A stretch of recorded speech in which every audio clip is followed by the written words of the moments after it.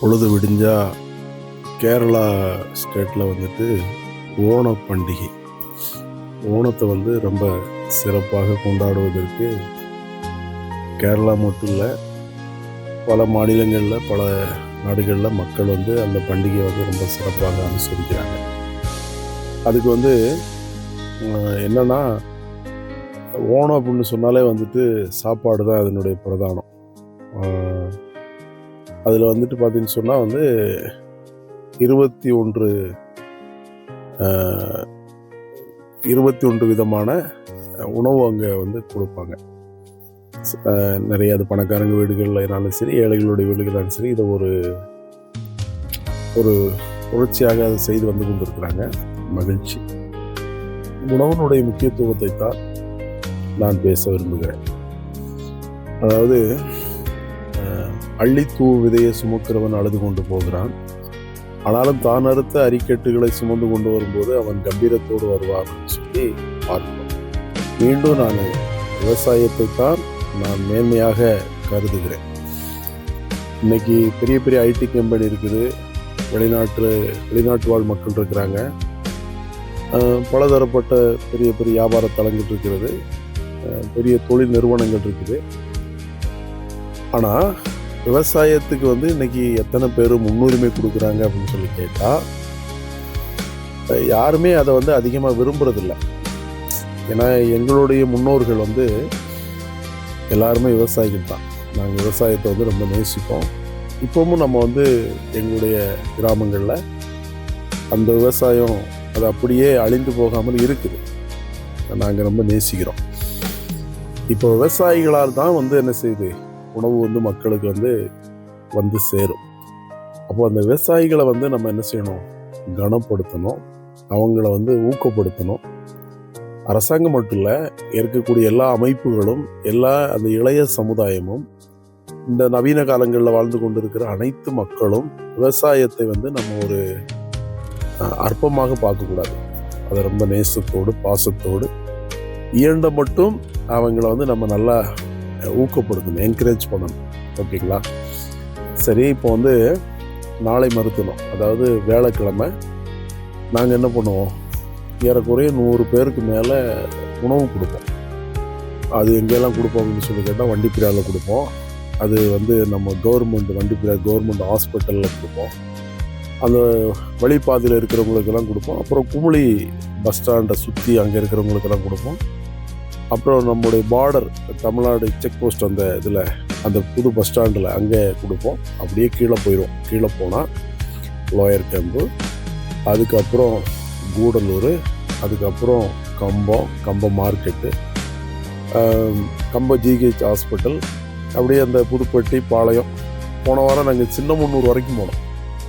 சரிங்களா? சின்னமுன்னூர் வரைக்கும் போனோம். ரொம்ப மகிழ்ச்சியாக இருந்துச்சு. அப்போ நான் இன்னைக்கு வந்து எங்கள் டீமு இந்த உணவெல்லாம் ரெடி பண்ணக்கூடிய எங்களுடைய டீமில் வந்து நான் என்ன சொன்னேன்னா, சாப்பாடு வந்து எக்ஸ்ட்ரா ஒரு 25 சாப்பாடு என்ன பண்ணுங்க வைக்கணும். அதுக்கு என்ன ஆனாலும் பரவாயில்ல, அது கடவுள் நாமத்தினால, அது யார் மூலமாகவோ கடவுள் நமக்கு என்ன பண்ணுவார், அந்த தருவார். ஆனால் கட்டாயமாக என்ன செய்யணும், நாம் வந்து அதை செய்யணும் அப்படின்னு சொன்னோம்.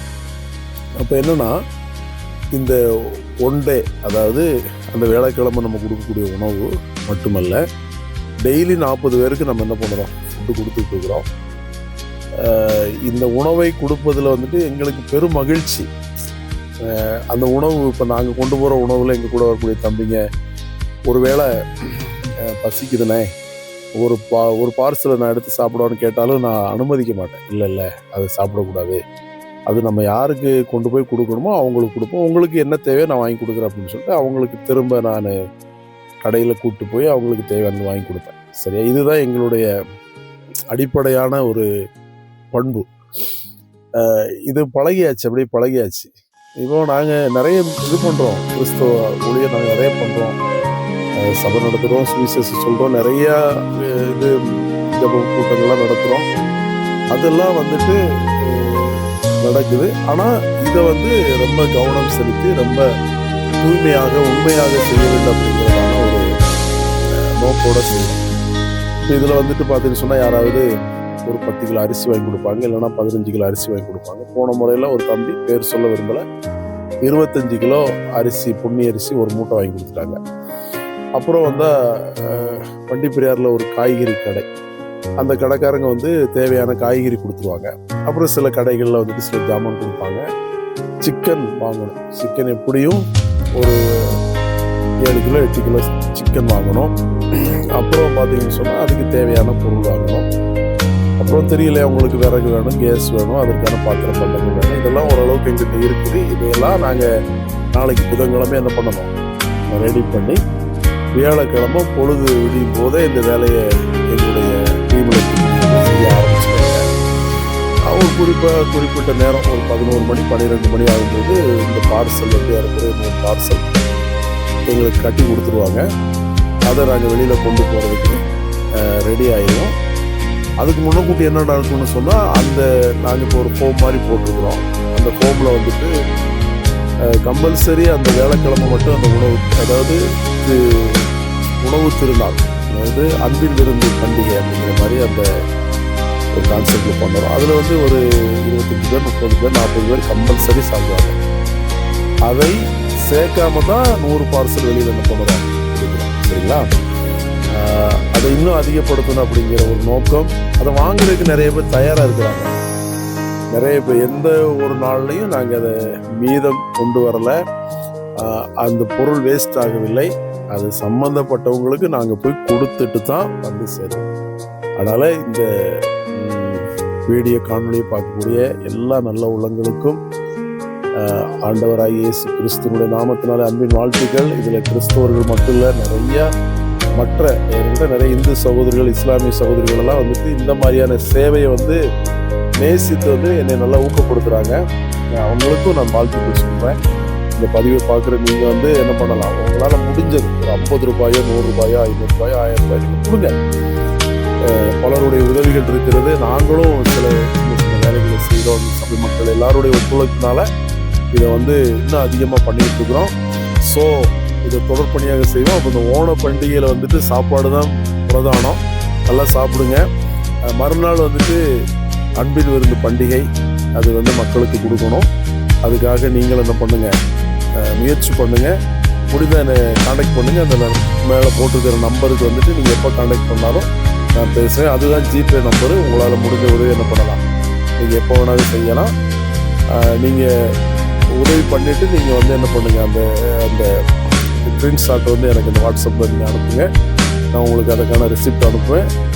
இதெல்லாம் ஐடி ஃபைல் பண்ணுறோம். எல்லாமே வந்துட்டு ஆடிட்டிங் எல்லாமே இருக்குது. எல்லாமே சிலவங்க கூட இந்த ஃபோட்டோ எடுக்கும்போது சிலவங்க கேட்பாங்க, சிலவங்க பார்ப்பாங்க. நாங்கள் அவங்கள்ட்ட சொல்லிடுவோம், இது வந்து எங்களுக்கு கம்பல்சரி ரெக்கார்டில் இருக்கணும். இது வந்து கவர்மெண்ட்டு அங்கீகாரம் பெற்றதான ஒரு ஸ்தாபனம், ஒரு ட்ரஸ்ட் அப்படின்னு சொல்லித்தான் நாங்கள் என்ன பண்ணுவோம், செய்வோம். உங்களுக்கு அதற்கான ஆதாரங்களை நாங்கள் அனுப்பிடுவோம். Okay, god bless you.